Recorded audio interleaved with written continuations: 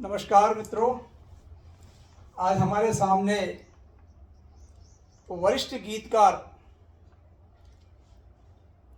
डबरा से आए हुए हमारे बड़े भाई धीरेन्द्र गहलोत धीर जी हमारे सामने बैठे हुए हैं। नमस्कार। हमारा यूट्यूब चैनल सदल श्रद्धा आपका स्वागत करता है, वंदन करता है, अभिनंदन करता है। बहुत धन्यवाद। आज डबरा से चलकर भाई साहब ग्वालियर आए, विशेषकर मुझसे मिलने।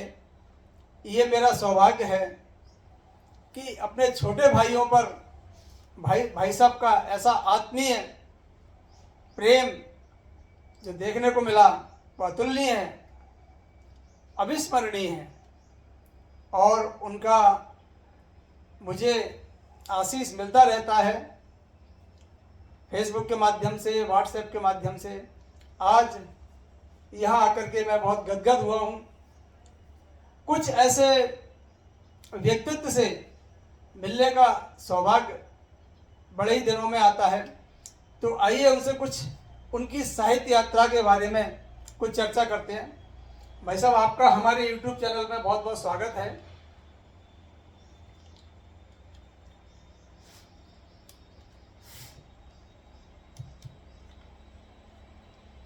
बहुत धन्यवाद। बहुत बहुत स्वागत है भाई साहब, ये ले लीजिए। बहुत बहुत धन्यवाद। हेलो हेलो भाई साहब, आप मुझे ये बताइए कि आप पूरे देश में कोने कोने में जाते हैं और आप अपने गीतों से सभी को मंत्रमुग्ध कर देते हैं।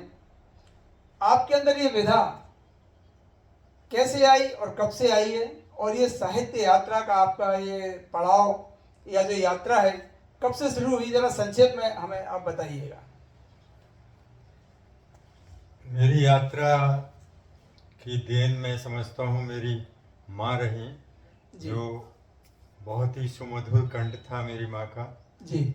और मैं माँ के बिल्कुल सानिध्य में रह के सुबह सुबह ही उनके बड़े मीठे भजन सुना करता था जी। तो मेरे अंतस में वो सारी चीज़ अंदर से प्रस्फुटित होती रही जी। और इसके बाद जब मैं कुछ थोड़ा बड़ा हुआ तो मेरे बड़े भाई श्री टी.सी. गहलोत जी, जो बहुत अच्छे रचनाकार रहे, ग्वालियर में जी, एक चर्चित रचनाकार रहे। जी। उन्होंने ग्वालियर का सारा प्रबुद्ध वर्ग और यहाँ के जो बड़े रचनाकार हुए हैं आज हमारे बीच नहीं हैं जी, वो सभी उनसे परिचित रहे हैं, उनके साथ रहे हैं। जी, वो चाहे मुकुट बिहारी सरोज हों और भी उनके साथ के भगवान स्वरूप चैतन्य जी भी थे, अशोक नारायण जी भी थे और भी थे जी। तो उनको मैं सुनता रहा हूँ बचपन से जी। बहुत अच्छे गीतकार थे वो, आकाशवाणी के नियमित गीतकार रहे जी। और उन्होंने राष्ट्रीय चेतना के बहुत गीत लिखे जी। और गायत्री मिशन से भी उनका विशेष रूप से जुड़ाव रहा। थोड़ा भाई साहब टोकना चाहूँगा, यहाँ माफ़ी चाहता हूँ। तो गायत्री मिशन से आप जुड़े हुए हैं या आपके भाई साहब भी आपने जैसा बताया वो जुड़े थे, तो ये कहाँ से आपके अंदर ये गायत्री परिवार के जो बीज आपके अंदर पनपे? वो तो मैं समझता हूँ ये सब मेरे बड़े भाई की देन रही जी। क्योंकि मैं ग्वालियर आता था तो मुझे अक्सर 2-3 बार ऐसा हुआ कि यहाँ का जो मिशन गायत्री मिशन है, संस्था है यहाँ की जी। तो वहाँ 2-3 बार हमारा जाना हुआ, मेरी अपनी भाभी के भी साथ और बड़े भाई भी लेके गए जी मुझे। तो वो एक और अलग से जुड़ा हुआ वैसे भी था मिशन से मेरा जुड़ाव, क्योंकि डबरा में वो उसकी गायत्री मिशन की शक्तिपीठ है।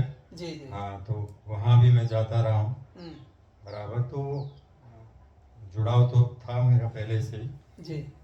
मिशन से, गायत्री मिशन से। गायत्री मिशन के बड़े अच्छे वो हैं प्रमुख कार्यकर्ता हैं जो रामजी शरण छिरोलिया जी। हाँ, तो वो मिशन को समर्पित हैं वो, तो वो हमें बहुत अच्छी तरह जानते हैं और स्नेह करते हैं, तो वो अक्सर हमें लिवा जाते रहे वहाँ में गायत्री मंदिर में ही है, शक्तिपीठ भी चलती है उसमें, तो वहाँ कार्यक्रम भी होते रहे हमारे।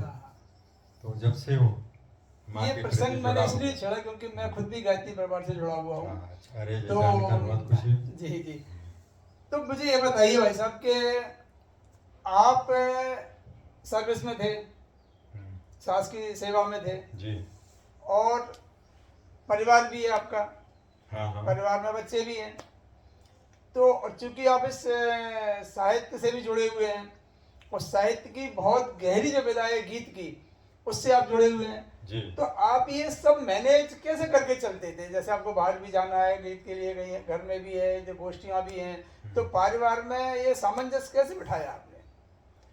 परिवार से भी हमें बहुत सहयोग मिला है, एक तरह जी। से हमारी पत्नी का, जी और उसमें क्षेत्र में कभी रुकावट नहीं आई। इसके अलावा हमारा अपने विभाग से बहुत सपोर्ट मिला हमें। अच्छा अच्छा। हाँ, हमारे विभाग के जो अधिकारी थे, जी तो उन्हें जब मालूम पड़ा कि ऐसी प्रतिभा हमारे विभाग में है जी जो राष्ट्रीय स्तर पर जुड़ी हो, जी। हमसे कहते थे कि भाई इससे तो हमारे विभाग का भी नाम हो रहा है, वाह वाह तो वाह। हमें पूरी छूट देते थे। कहीं भी मैं उसी दौरान गुलबर्गा गया 6 से 7 दिन की यात्रा अच्छा, की। गुलबर्गा मैंने कर्नाटक? कर्नाटक। अरे वाह। हाँ, उसी मिशन में। जी और वहाँ मुझे जो कोई खास काम नहीं था, तो ज़्यादातर मैं फ्री रहता था काम से निपटने के बाद, तो मैं वहीं एक बगीचा था, एक पेड़ के नीचे बैठ के जी। कुछ पत्रिकाएं भी ले जाता था, पढ़ता था। भी वहीं हमारा ज़्यादातर